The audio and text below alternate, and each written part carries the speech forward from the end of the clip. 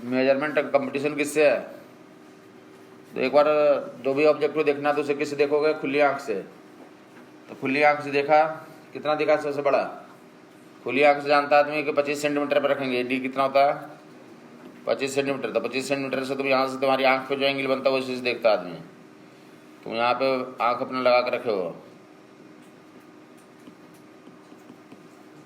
आंख यहाँ पे लगाए हुए आदमी, कॉमन सा कोई इंपॉर्टेंट बात चल रही है तो आदमी का क्या लगाता है? कान। कोई इंपॉर्टेंट चीज़ देखना तो क्या लगाता है? आँख वगैरह वगैरह।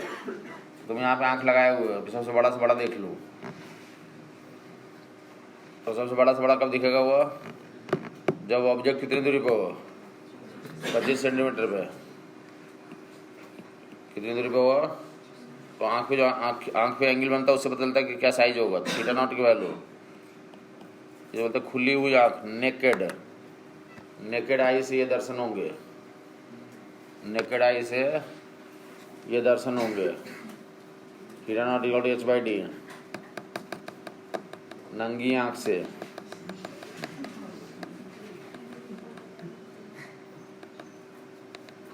ये नंगे में हंसने की कोई बात है ही नहीं। महात्मा गांधी पहुंच गए थे यूके के असेंबली में, वैसे अपना उसने बोला देखो नंगा फकीर आ गया।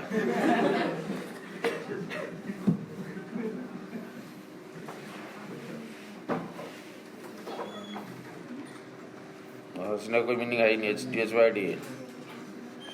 बापू जी पे हंसने कोई मीनिंग है ही नहीं। थीटा नॉट इक्वल टू कितना? h/d। खुली आंख से देख रहे हैं, किससे देख रहे हैं?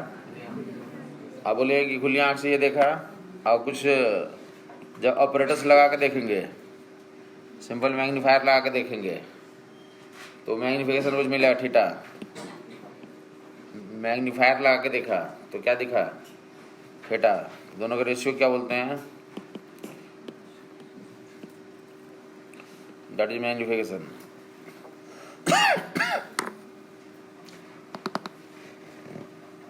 तो सिंपल मैग्नीफायर में एक लेंस होता है, सिंपल मैग्नीफायर में एक लेंस। 25 सेंटीमीटर पे कोई ऑब्जेक्ट रखोगे सबसे बड़ा से बड़ा दिखेगा।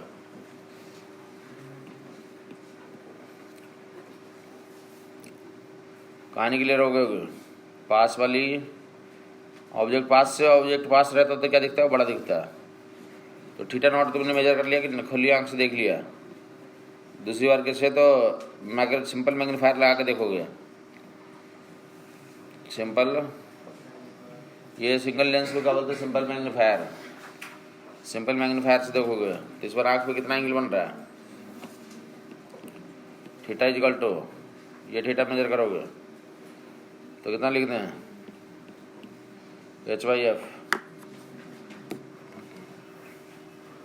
सिंपल मैग्नीफायर बोलते हैं।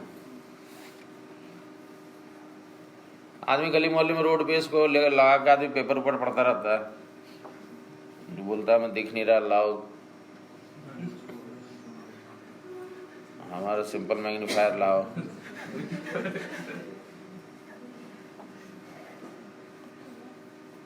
तो थीटा इक्वल टू कितना?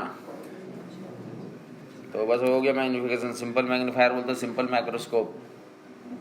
डी की वैल्यू 25 सेंटीमीटर। 25 सेंटीमीटर पे ही तुम किसी ऑब्जेक्ट में रखोगे तो वो क्लियरली विजुअल होगा। ये कॉमन सा काम है, अपने हाथ को ऐसे कोई भी विजुलाइज कर सकता है कि 25 सेंटीमीटर पे रखोगे तो मैक्सिमम बड़ा दिखेगा। 25 से कम पे ले जाओगे तो पता नहीं चलेगा तुम्हारा है या किसी और का है। 25 पे डिस्टिंक्टली दिखाएगा कि तुम्हारा ही है, तो महसूस होगा तुम्हारा ही है। 25 के अंदर पता नहीं चलता किसका है। तो ये थीटा एंड थीटा नॉट दोनों रेशियो ले लें। That will be h/a, theta will be h/f और theta not will be h/d। D को कहाँ फेंक दें? ऊपर। Magnification d/f।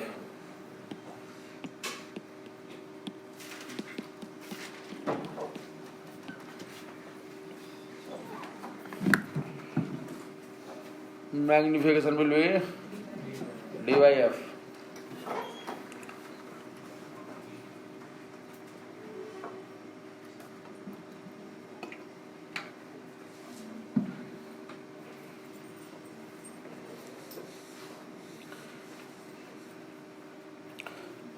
सिंपल मैग्नीफायर का मैग्निफिकेशन कितना आ गया? तो उन्हें 5 सेंटीमीटर फोकल लेंथ का लेंस यूज किया, ऐसे पकड़ करके 5 सेंटीमीटर का, और 25 सेंटीमीटर पे इमेज चाहते हो तो कितना बन गया ये? 5 गुना मैग्नीफाइड। कितना बन गया ये? 5 गुना मैग्नीफाइड बनेगा। समझ में आ गया लोगों को? Magnification dy/f। किसी को दिक्कत बताएगा? बाकी हर एक आदमी जो है तो घर पे इलेक्ट्रोस्टैट का फार्मूला जो होता है कि 2 पॉइंट चार्जेज के बीच में कितना फोर्स लगते हैं, और वही बताता भी गया था। 2 पॉइंट मास में Gm1m2/r² लगता है फोर्स। इलेक्ट्रोस्टैटिक फोर्स और कोलम्बिक फोर्स का प्रॉपर्टी और ग्रेविटेशनल फोर्स का कंपटीशन करवा रखा था दोनों को कि क्या क्या होता है, कौन कंजर्वेटिव है कौन नॉन कंजर्वेटिव है, कौन कंजर्वेटिव कौन नॉन कंजर्वेटिव। बताएगा लोग? चुप रहेगा? तुम बताओगे? इलेक्ट्रोस्टैटिक अरे दोनों कंजर्वेटिव है। इलेक्ट्रोस्टैटिक फोर्स कंजर्वेटिव है और इंड्यूस वाली नॉन कंजर्वेटिव। हाँ इंड्यूस वाली ना, वैसे कुलम्ब्स वाली इलेक्ट्रोस्टैटिक कैसी है? कंजर्वेटिव। और ग्रेविटेशन वाली है? और कौन सेंट्रल है कौन नॉन सेंट्रल?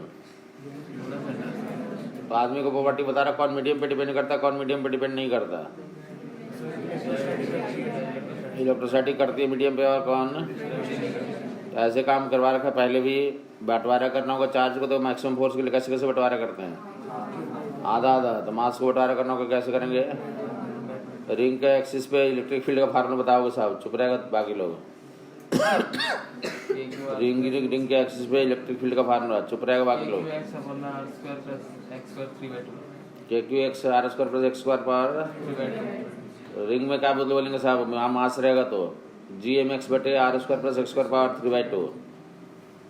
और मैक्सिमम कहाँ बताया था साहब? r/√2। कहाँ पे है? तो ऐसे सब कुछ बताएगा। तो फार्मूले अर्थ के अंदर बताया गया था इलेक्ट्रोस्टैटिक तो फील्ड KQ/r3। अब बाहर में KQ/r²। सरफेस पे अर्थ की इलेक्ट्रोस्टैटिक पोटेंशियल एनर्जी बताएगी 3/5 KQ²/r। ऐसे लिखवाया गया था भाई। सारे वहाँ भी बोल दिया था Gm²/r 3/5 अर्थ की ग्रेविटेशनल पोटेंशियल एनर्जी हो जाएगी। और अंतर कितना? ग्रेविटेशनल से निगेटिव में चलता है। तो आदमी हर एक फार्मूले को याद कर लेगा, क्योंकि तुम ऐसे एक्सपेक्टेशन में नहीं रहोगे फिर से मैं ये फार्मूले लिखवाऊंगा। आप लोग ऐसे एक्सपेक्टेशन लेके आते हैं फिर से जो है तो इलेक्ट्रोस्टैटिक पोटेंशियल बढ़ाया, work done in bringing charges from infinity to form the system. फिर से मैं लिखवाऊँ work done in bringing masses from infinity to form the system is called gravitational potential energy. आदमी को अकल बढ़ जाना चाहिए कि यही न्यूक्लियर बाइंडिंग एनर्जी लिखा है, यही सैटेलाइट की बाइंडिंग एनर्जी होती है, यही तो सिस्टम की पोटेंशियल एनर्जी बोलते हैं, लोकल काम बोलते हैं सब। ऐसा नहीं कि फिर से मैं सोचेगा कि लिखवाएगा इस बार फिर से कि every mass creates gravitational field around itself. If test margin पर miss mass is brought in gravitational field it will experience force F = mg। वहाँ पे पढ़ा दिया था तुम्हें कि मैग्नेटिक फील्ड रहेगा तो mg लगेगा, इलेक्ट्रोस्टैटिक फील्ड रहेगा तो क्या ये लगेगा, आगे ग्रेविटेशनल फील्ड में mg लगेगा, अर्थ में तो mg लगता है। तो आदमी हो जाता है जितना इलेक्ट्रोस्टैट का फार्मूला बताएगा तो निकाल लेगा सब कुछ। अब बोर थ्योरी भी रिवाइज कर लेगा। बोर में तीनों एनर्जी का रेशियो कितना बताएगा साहब? चुप रहेगा? 1 किसका? Energy 1 kinetic energy kinetic energy 1 total energy -1 और पोटेंशियल एनर्जी। डिस्टेंस बढ़ाने से कौन बढ़ता है कौन घटता है? पोटेंशियल काइनेटिक कम होती है, पोटेंशियल बढ़ती है। तो जो बोर थ्योरी में लिखवाया गया है वही पूरा रिवाइज कर लेगा। वही सेटेलाइट है, उसके अलावा कुछ कहने को रहता था बस। केपलर लॉ भी तो ऑलमोस्ट वहाँ पे बोला भी था कुछ, बाकी एंगुलर मोमेंटम कंजर्वेशन का नियम चलता है वहाँ पे बस।